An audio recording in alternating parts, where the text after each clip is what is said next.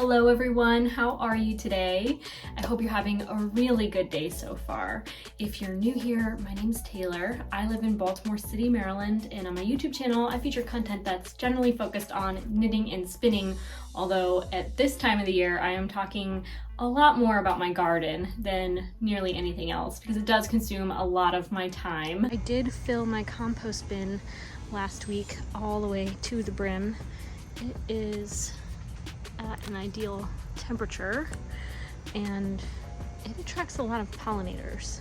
I'm not sure why, but I'm guessing there's some food for them in there. Anyway, our fig tree has grown quite a bit this season. Of course, the forsythia takes up the majority of that bed there, but I am creating a little bit of a hosta moment in this back area. I'm gonna fill it with a few more I got from Brian's mom over the last couple days. And you can see that the black raspberries are fizzling out quite a bit.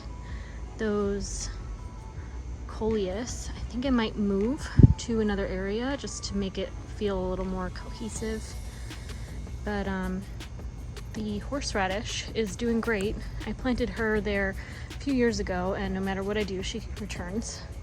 And the basil has been doing phenomenally in this area of the garden. I'm going to continually plant basil in this bed along the inside of the cattle panels year over year. I did dig up the hollyhock, as excited as I was to have some flowers next year. They were getting all kinds of rusty bumpies all over the leaves, and I just wasn't sure if it was a good idea to let them stay. I did want to try to propagate this blueberry bush. I couldn't bend the longest stalk down enough to root it before cutting, so I thought I would just haphazardly clip some bits to it and stick it in the ground on both sides and see what happens. If it works, that's great. If it doesn't, that's fine too. This one branch kind of awkwardly shot into the yard and it got cut by the weed whacker, so I thought I would just give that a try, see what works. And I'm not sure about this brown-eyed Susan, but maybe we'll get some flowers before the end of the summer. I did stop by Valley View after work on Monday, and I picked up the orange and red echinacea I planted in front of the St. John's wort. You might not tell, but the St. John's wort basically broke in half, and the top half of it died, so I just cut that back earlier today. And that one variety of black-eyed Susan is doing quite well in that little corner, so I might let that stay there over winter and keep it there year over year. And you can tell that the squash have very much taken over this front bed. I think that we have a pumpkin. I think that's a pumpkin. I'm not quite sure. But I've tried to clear this bed out of what I can because there were a lot of broken and ugly leaves from the squash plants. So I tried to clean this up a little bit to give some things some air, some light. But as you can tell, there's just a lot happening. I also cleared the nasturtiums and the one collard green that went to seed. I didn't want to save seeds from a plant that kind of reacted so poorly to the heat. So I figured I would allow this to overwinter and then collect seeds from this collard green next summer. And then by taking out the other one, I was giving our jalapeno pepper a lot more air and light to flourish. I put a couple hostas back here underneath the peach tree. I thought that they might do well there.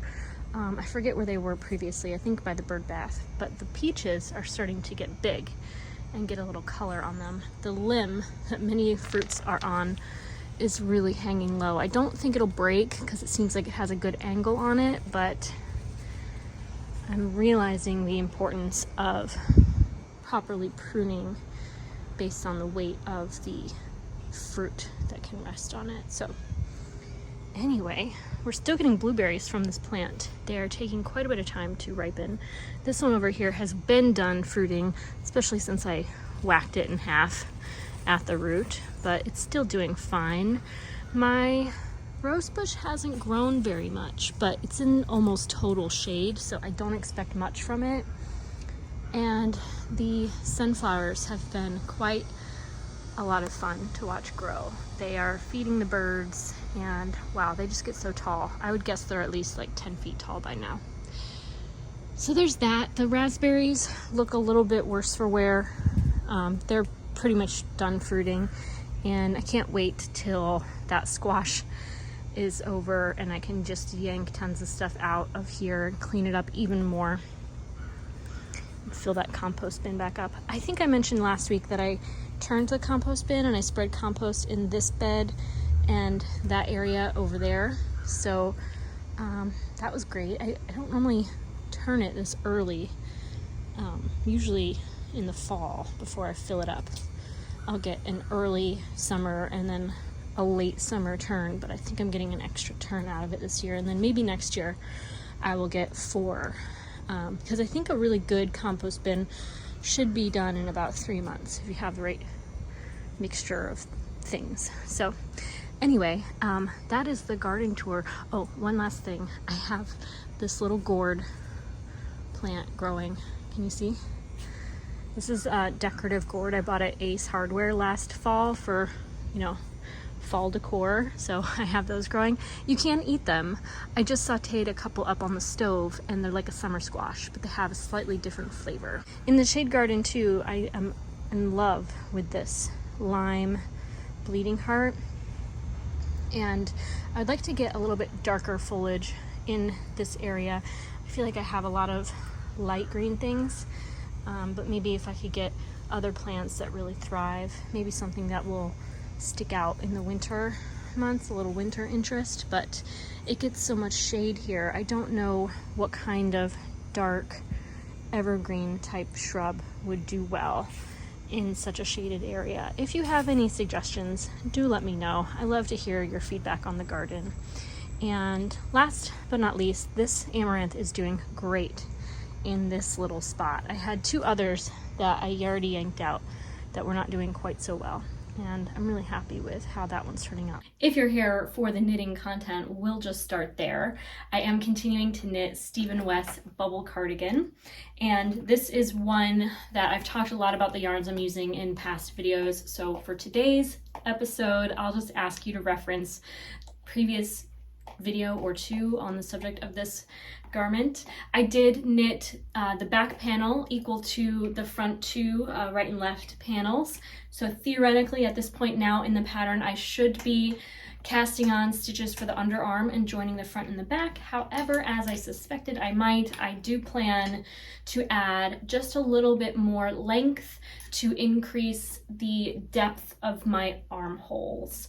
I measured it flat, and my armhole depth right now is about 9 to 9.5 inches. If you've tuned in before, you already know that I have a little bit broader shoulders than the typical bust size I knit for. So what that means is a lot of the times it feels a little bit small in that underarm area. So I'm going to extend the yoke just a little bit to accommodate for that. I think I'm like halfway done almost. I mean, it's a longer garment. I'll probably make it more of a standard length so that it feels a bit more cropped than like a longer cardigan would be, but I might change my mind on that too. I don't know yet. I haven't really gotten that far. But with adding more depth to the yoke, I will have wider sleeves at the upper arms, and I think that I'll probably add decreases to kind of bring it in a little bit. I'm gonna just kind of play that by ear and wait and see. Here we have Star Baby Moonchild per usual. She is such a good girl, and she's having the time of her life. She's very happy that we're back home. We went out of town for about a day and a half. Anyway, we visited Brian's parents out on the Eastern Shore, got to swim in their pool, and then just drove the extra hour over to Ocean City to spend the day at the beach, which was really nice. And then we came home that night. So we spent another night away from these kitty cats, and they're doing good, right? Oh yeah. Anyway, I am burning a new candle today. It is from 228 Grant Street, which is my absolute favorite amber glass jar candle company.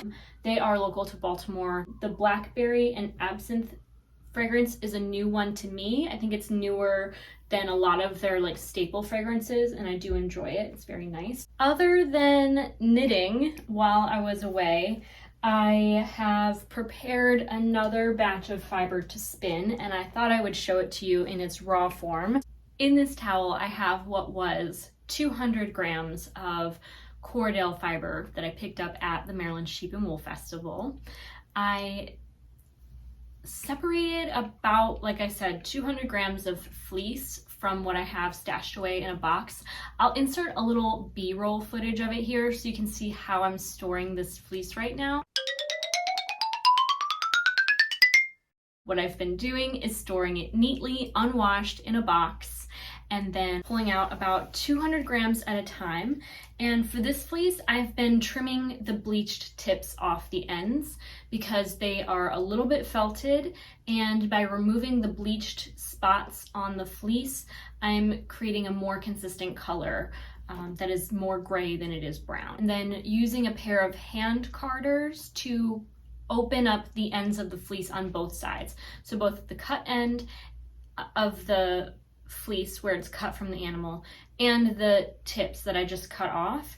And that really allows all of the lanolin, all of the gunk that's within the fleece that I'm scouring off of the individual fibers. It really allows all of that to move out of the fleece and into the water. What I'm gonna do next is I'm gonna put my fleece on my hand combs. I'm gonna comb it out and draft it to spin. So I have here at least 100 grams of fiber to spin into my next skein. Since my last podcast, I did spin another skein for my sweater spin.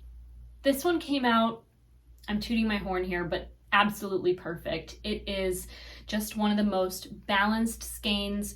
There were no over twisted thin parts. I was a little worried I didn't spin it as thick as these two had turned out, but I think that they are pretty on point with one another. And you can see that that natural gray color has a lot of depth to it.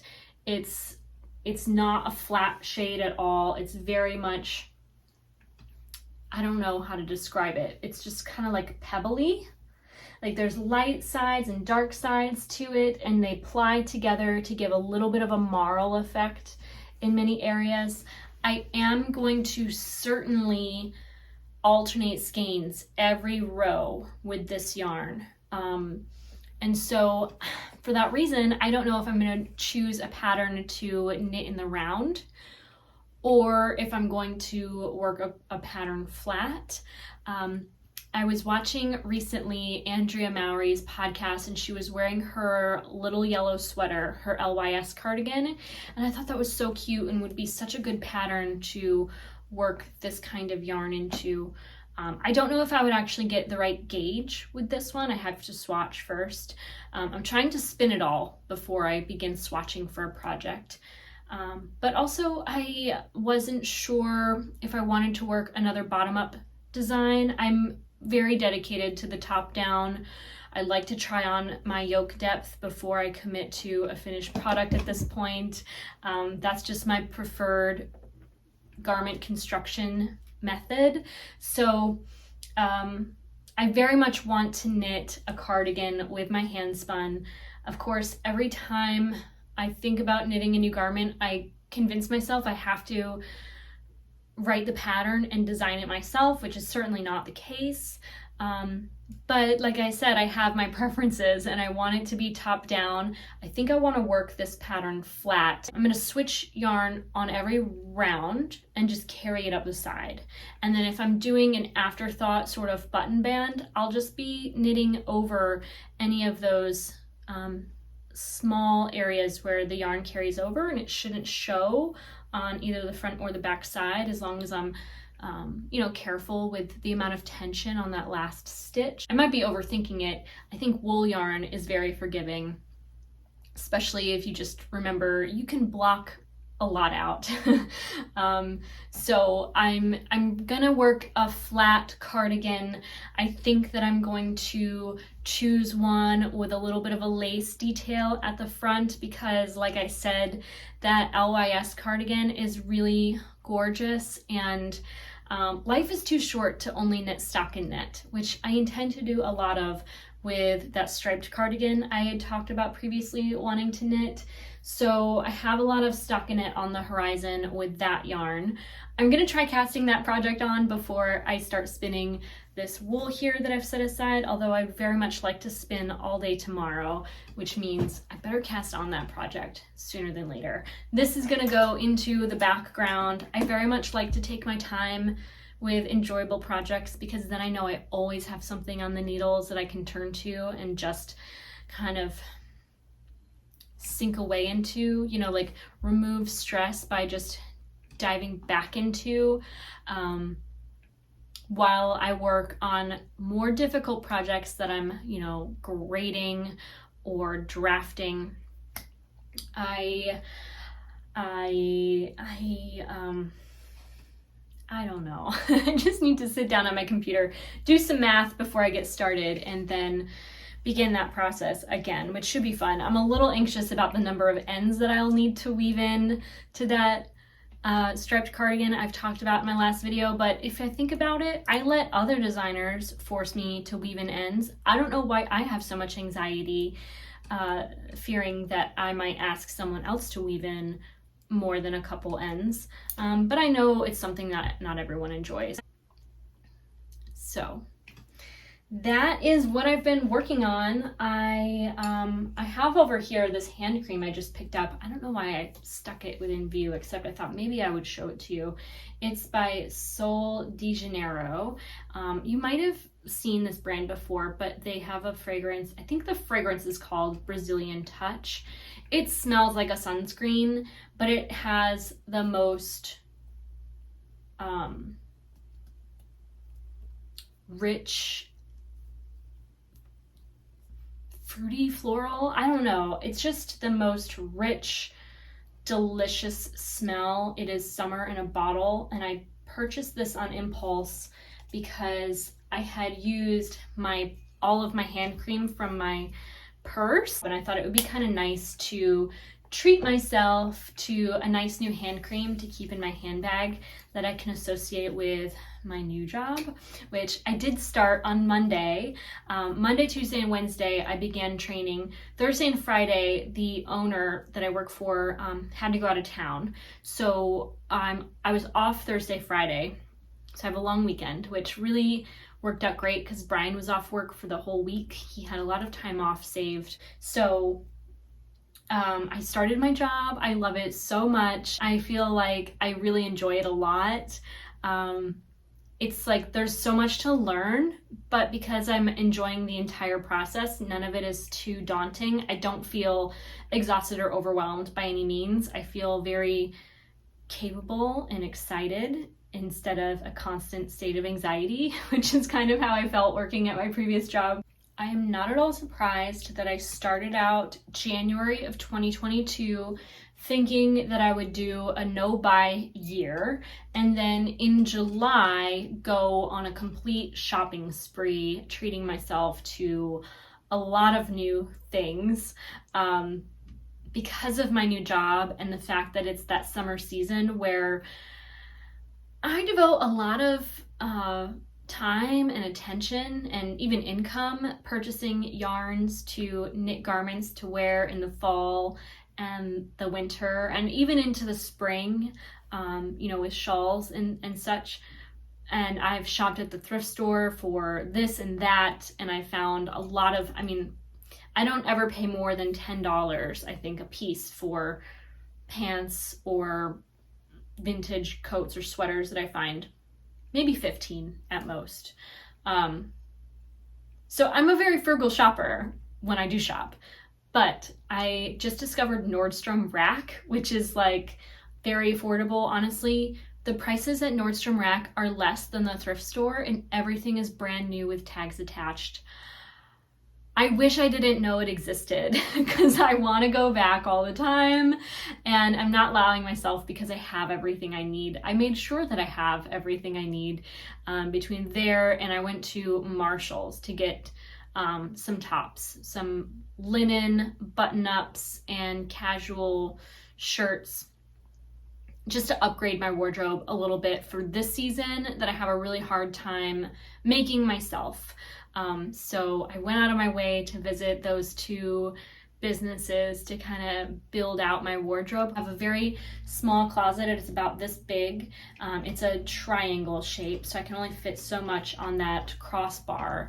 And of course I have one of those like IKEA closet organizers that holds all of my sweaters folded neatly. I've moved those into the office space closet so that I can free up seasonal space. I think I'm gonna go in there and create for myself a very minimalist wardrobe so that I'm not overwhelmed by every single option I have. Honestly, my office closet where I put a lot of my off-season, the things that I don't want to ever put in my basement, like I don't put any of my wool sweaters in my basement. I should probably think about pulling everything out and then carefully choosing what I put back in, what I'm going to get rid of, which is a really hard thing for me because it takes me so much time to find the things that I buy and bring home because so much of it is from the thrift store. I feel like I've not just invested the money in buying it, but the time it took to find it. So I have things in storage in that closet that are, you know, silly. I'll never use them, but I feel like I must have it. Like a vintage spirograph box. Do you remember what spirograph is? It's like a circle template, and then you have these little cogs and you put your pencil in there, and then you kind of move the pencil through the cogs and you create these little spirographs. I need to go in that closet and really purge everything that I can from it and just keep the things I need. I always fear I will regret getting rid of something, but I don't know how much time I really want to put into organizing. It's something that I think a lot more about than I actually do, and then I've spent so much time thinking about it that I don't do it.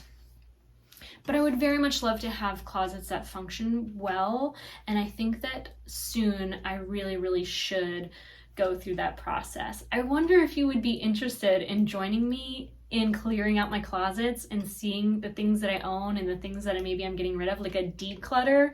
Is that something you would be interested in? Let me know in a comment below. In fact, if you got this far in today's video, I want you to leave what emoji? How about we'll do like a box emoji to symbolize the box of things I should very likely purge from my office closet, because I know there's gotta be some things I can clear space from and reclaim with everything that I know I will use and continue to love. So there's that.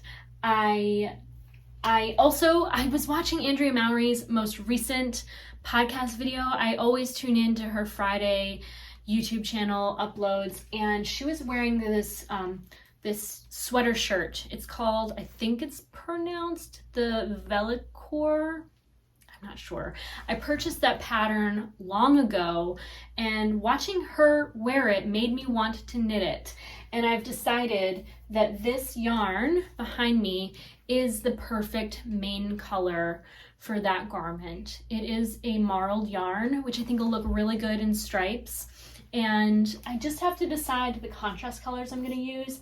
I think that I'm going to use this natural gray because it's such a nice, they're both this sort of cool tone color, and it reminds me sort of the one she was wearing.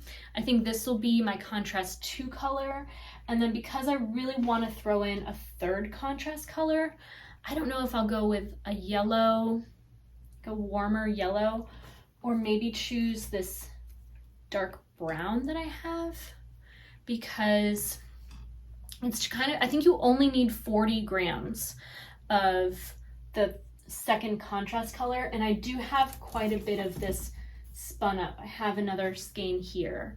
So I definitely have more than enough of all of these colors to knit that. But I wonder what you think if I should go, oh, I also have this.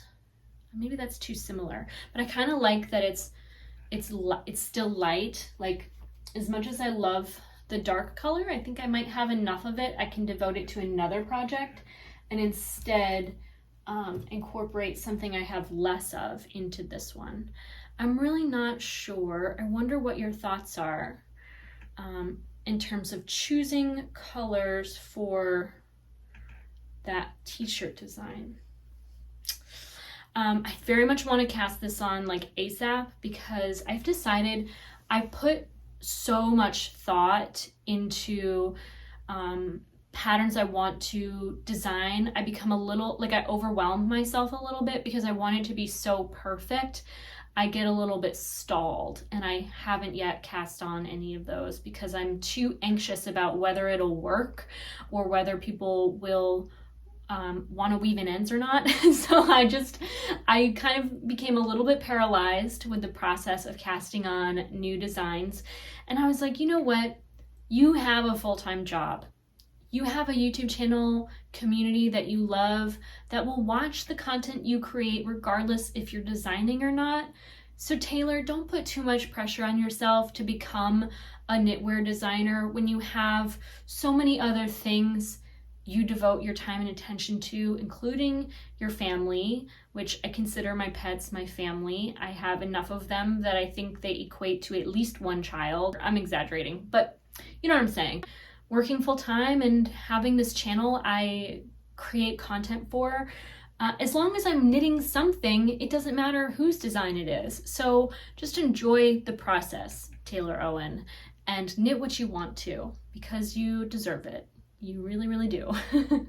I don't know if you know the Psychology in Seattle podcast channel here on YouTube, but that's his outro, is to take care of yourself because you deserve it.